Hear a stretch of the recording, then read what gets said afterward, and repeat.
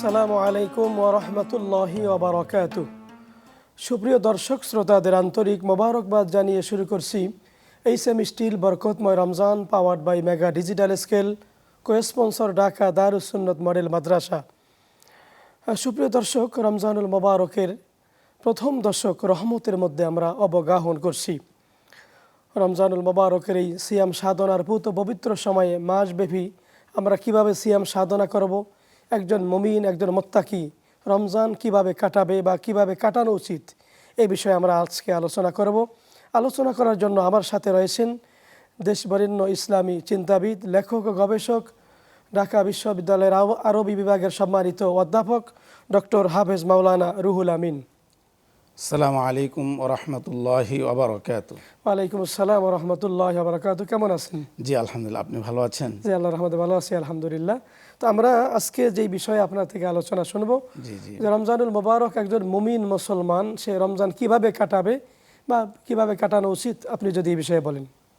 ধন্যবাদ আপনাকে এবং দেশে বিদেশে যারাই আমাদের সাথে আছে সকলকে এই প্রোগ্রাম দেখা এবং শোনার জন্য ধন্যবাদ জানিয়ে শুরু করছি। আসলে মাহে রমজান অত্যন্ত গুরুত্বপূর্ণ একটি মাস।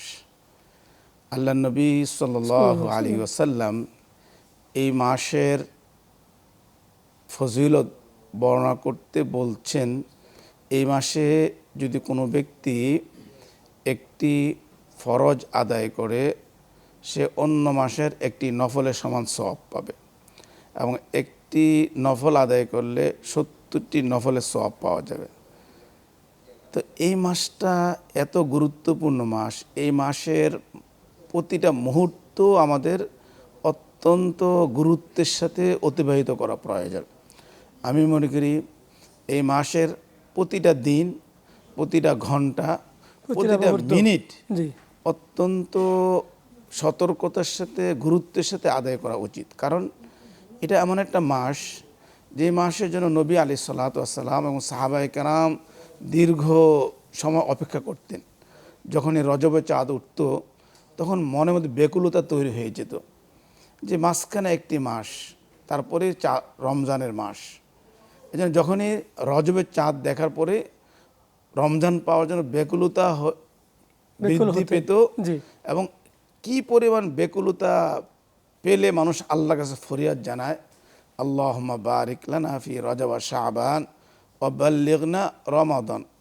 অথচ রমজান আসতে আরও 2 মাস বাকি আছে, কিন্তু রমজান পাওয়ার জন্য আল্লাহর কাছে ফরিয়াদ জানায় যে আল্লাহ আমাদেরকে রজব মাসে এবং শাবান মাসে বরকত দান করতে, আমাদের হায়াত বৃদ্ধি করে রমজান মাসে পৌঁছায় দিন। তাহলে বোঝা যাচ্ছে যে মেহমান আসতেছে এই মেহমান কত গুরুত্বপূর্ণ। 2 মাস আগ থেকেই এর জন্য বেকুলতা আয়োজন। মাহে রমজানের প্রথম যে কাজটা আল্লাহ তাআলা বলেছেন, ফামান শাহিদা মিনকুমুশ শাহরা ফালিয়াসুম। যে ব্যক্তি মাহে রমজান পাবে তার প্রথম দায়িত্ব হচ্ছে ফালিয়াসুম, সেজন্য রোজা রাখে এবং দিনে রোজা রাখবে, রাতে তারাবি পড়বে। এটা তার প্রথম কাজ। আর দ্বিতীয় কাজ হচ্ছে মাহে রমজান যেহেতু এমন এক বরকতময় মাস, যেই মাসে একটি ফরজ আদায় করলে 70টি ফরজের সমান পাওয়া যাবে, একটি নফল আদায় করলে একটি ফরজের সমান সওয়াব পাওয়া যাবে। এই মাসে আমাদের প্রত্যেকটা আমল আগে অন্য 11 মাসে যেরকম করতাম তার থেকেও সব কিছু বৃদ্ধি পাবে। যদি আমি একটি উদাহরণ বলি, যদি কেহ ঘোষণা দেয় যে এই মাসে যদি কোনো শ্রমিক আমার কাজ করে সে যদি দৈনিক 200 টাকা করে পায়, আমি তাকে 700 গুণ বেশি টাকা দিব, তাহলে সে একদিন কাজ করে 200 টাকা করলে 700 গুণ বেশি হলে কত পাবে? তো এরকম যদি আমরা কোনো শ্রমিককে বলি, সব মানুষ পাগল হয়ে যাবে কাজ করার জন্য, টাকার জন্য। কিন্তু আমরা সেই জিনিসটা উপলব্ধি করতে পারতেছি না। রসুল কি বলেছেন? রসুল বলেছেন এই মাসে একটা নফল আদায় করলে একটা ফরজের সমতুল্য সওয়াব পাবে। হাদিস শরীফে আছে, সারা জীবনের নফলগুলো যে একত্র রাখা হয় একটা ফরজের সমান হবে না। আমরা অনেক সময় হাদিসের ব্যাখ্যায় অনেকে মনে করি একটা ফরজ আদায় করলে 70টা সওয়াব পাবো, একটা নফল করলে একটা ফরজের সওয়াব পাবো, মনে হয় নফলের সওয়াবটা কম। না, একটা ফরজের সমতুল্য অনেক বেশি। জি আল্লাহ নবী যেমন একটা নফল আদায় করলে একটা ফরজের সমান স্বভাবে নফলটা অনেক বেশি। এই জন্য আমরা প্রত্যেকেই এই মাসটাকে পুরা 24 ঘন্টা সম্পূর্ণ রুটিন করে আমরা একবার সাহারির থেকে আরম্ভ করে আমার দৈনন্দিন জীবনের রুটিনটা যদি করি, আমার মনে হয় আমরা এই মাসটাকে অত্যন্ত মূল্যবান হিসেবে কাটাইতে পারবো। জি, সুন্দর আপনি আলোচনা করেছেন, ইনশাআল্লাহ আবার আপনার কাছে আসবো। জি, জি, জি। সুপ্রিয় দর্শক শ্রোতা, আপনারা দেখছেন এই সেমি স্টিল বরকতময় Ramzan powered by mega digital scale co-sponsor Dhaka Darus Sunnat model মাদ্রাসা। সময় হয়েছে ছোট্ট একটি বিরতির, একটু পরেই ফিরবো, সাথেই থাকুন।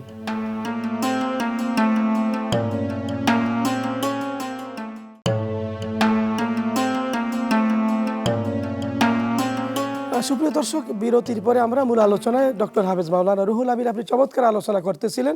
আমরা নফল আমল করব, রমজানটাকে একটা সূচির মধ্যে নিয়ে আসব, বাকি আমরা আর কিভাবে কাটাবো, কি কি আমল করতে পারি যদি আপনি সংক্ষেপে বলেন। আমি সংক্ষেপে বলবো, আমরা সাহারির থেকে শুরু করে আরেকদিন সাহারি পর্যন্ত পুরো 24 ঘন্টা যে আমরা এইভাবে কল্পনা করি, সাহারির সময় যখন উঠবো অন্তত 10 মিনিট আগে উঠি। অন্য মাসে তাহাজ্জুদ নামাজ পড়া আমার সময় অনেক সময় কঠিন হতে পারে, কিন্তু মাহে রমজানে যদি আমি সাহারি খেতে উঠবো, আমি যদি 10 মিনিট আগে উঠি আর যদি 4 রাকাত 8 রাকাত যদি আমি তাহাজ্জুদ নামাজ পড়ি, আর মাওলার সাথে যদি আমার অভাব অনটন আমার সমস্যা যদি মাওলার কাছে বলি, তাহাজ্জুদের আমলটা অনেক গুরুত্বপূর্ণ আমল। এই সময় দোয়া কবুলের যতগুলো সময় আছে তন্মধ্যে এই সময়টা দোয়া কবুলের সময়। আমরা অসুস্থ আছি, বিপদে আছি, কত জায়গায় সাহায্যের জন্য যাচ্ছি, কিন্তু আমার সাহায্য পাওয়ার জায়গা তো আল্লাহ। আমি যদি তাহাজ্জুদের সময় উঠে 10 মিনিট আগে উঠে 2 রাকাত নামাজ পড়ে বা 4 রাকাত 8 রাকাত নামাজ পড়ে মাওলার কদমে সেজদায় গিয়ে যে আমি দোয়া করি, তাহলে আমার এই একটা প্রথম আমল শুরু হবে তাহাজ্জুদ নামাজ দিয়ে। তারপর আমি সাহারি খাবো, সাহারি খেয়ে ফজর নামাজ মসজিদে জামাতের সাথে আদায় করব। তারপরে আমরা উত্তম হয় ওজিফা কোরআন শরীফ তেলাওয়াত করে এশাক পরে ঘুমানো। যদি আমাদের কারো কষ্ট হয় তাহলে আমরা হয়তো একটু বিশ্রাম নিয়ে ঘুমে, তারপরে ঘুম থেকে উঠে প্রথম কাজ হবে 2 রাকাত করে 4 রাকাত আমি এশাক নামাজ পড়ে নিই। এশাক নামাজ পড়ে আমি কমপক্ষে 10 মিনিট হলে কোরআন শরীফ তেলাওয়াত করি। মাহে রমজানের বড় পরিচয় হচ্ছে কোরআন নাজিলের মাস। সূরাতুল বাকারা আল্লাহ তাআলা মাহে রমজানের পরিচয় বলেছেন, শাহরু রমাদান আল্লাযী উনজিলা ফীহিল কোরআন। অন্য 11 মাসে কোরআন নাজিল হয় নাই, এই মাসে কোরআন নাজিল হয়েছে বিদায় এই মাসের কদর এত বেড়ে গিয়েছে। এজন্য আমাদের প্রত্যেক দিনের রুটিনের মধ্যে অন্তপক্ষে কোরআন শরীফের তেলাওয়াতের একটা তারিখ। আমি যদি একাধারে না পারি 10 মিনিট করে আমি 2 বার 3 বার করে যদি পড়ি, তাহলে আমার তেলাওয়াতের আমলটা চলবে। তাহলে আমরা এশাক পড়ে তেলাওয়াত করে আমাদের যে সমস্ত কর্ম আছে, চাকরি করি বা ব্যবসা বাণিজ্য করি, সেটা করব। তারপরে জোহরের ওয়াক্ত হলেই আমি জোহর নামাজের জন্য মসজিদে যাব। প্রয়োজন আমি 5 মিনিট আগে 10 মিনিট আগে যাব, সেখানে মসজিদে গিয়ে অন্য মাসে আমি 4 রাকাত সুন্নত পড়তাম, এখানে আমার তাহিয়াতুল উজু মসজিদ সহ কিছু কিছু নফল আমি বেশি পড়ি। অনেকে মসজিদে রমজান মাসে বসে থাকে, ফরজ নামাজ আদায় করা জামাত শুরু হওয়ার 10 মিনিট বাকি আছে, অনেক বসে বসে হয়তো কেউ অলস সময় কাটিয়ে। আমি মনে এইসব অলস না কাটে আমি মসজিদে প্রত্যেক মসজিদে কোরআন শরীফ পাওয়া যায়, কোরআন শরীফ তেলাওয়াত করি। অথবা অনেকে মনে করে সুন্নতের আগে আর নফল পড়া যাবে না, কিন্তু জামাত শুরু হওয়ার আগে আমি 2 রাকাত 4 রাকাত যতটুকু সময় পাই জামাত শুরু করে আমি সুন্নত নফল পড়তে পারি, কোনো সমস্যা নাই। শুধু 4 রাকাতে সীমিত না, নফল নামাজ পড়তে পারবো। এরপরে ফরজ আদায় করে ফরজের পরে সুন্নত মুআক্কাদা পরে আমি আরো 2-3 রাকাত 2 রাকাত 6 রাকাত নফল নামাজ বেশি পড়লে কোনো সমস্যা নাই।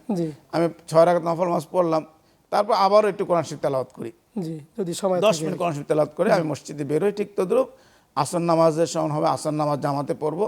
আসরের পরে ইফতারি, এটা খুব গুরুত্বপূর্ণ সময়। এই সময়টা আমরা অনেক কাজে হয়তো ইফতারি ব্যয় বা ইফতারি তৈরিতে বেশি সময় না কাটিয়ে আমি মনে হয় ইফতারি তৈরিতে সংক্ষেপ করে, কিন্তু এই সময়টা ইবাদতের মধ্যে ইফতারির সামনে নিয়ে দোয়া করা, ইফতারির সামনে নিয়ে আমার ইস্তিগফার করা। আল্লাহ নবী সাল্লাল্লাহু আলাইহি সাল্লাম এই বড় হাদিস যে রওয়ায়াত করেছেন সালমান ফারসি রাদিয়াল্লাহু তাআলা আনহু, সেই হাদিসের মধ্যে বলছেন 2টো কাজ প্রত্যেক মুমিন করতে হবে তার নিজের জন্য।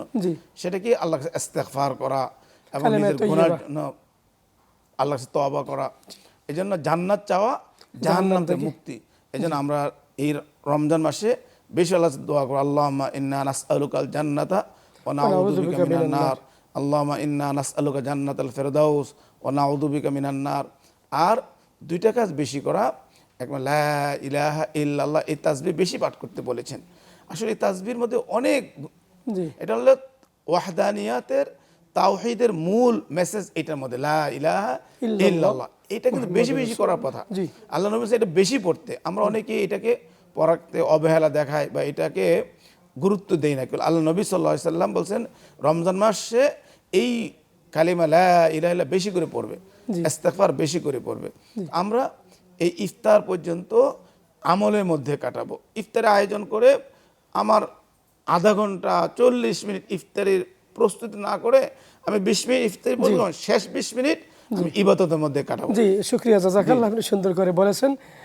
ডক্টর মাওলানা হাফেজ রুহুল আমিন, আপনি কষ্ট করে এসেছেন, আপনাকে ধন্যবাদ। সুপ্রিয় দর্শক, আমরা অনুষ্ঠানের একেবারে শেষ পর্যায়ে চলে এসেছি। রমজানুল মোবারক কীভাবে আমরা কাটাবো এই বিষয়ে আমরা আলোচনা শুনলাম, আমরা সেভাবে আমল করবো ইনশাআল্লাহ। আগামী পর্বে নতুন কোনো বিষয়ে নতুন অতিথির সাথে দেখা হবে। সকলে ভালো থাকুন, সুস্থ থাকুন, এই কামনা শেষ করছি। আল্লাহ হাফেজ। আসসালামু আলাইকুম ওয়া রাহমাতুল্লাহি ওয়া বারাকাতুহু।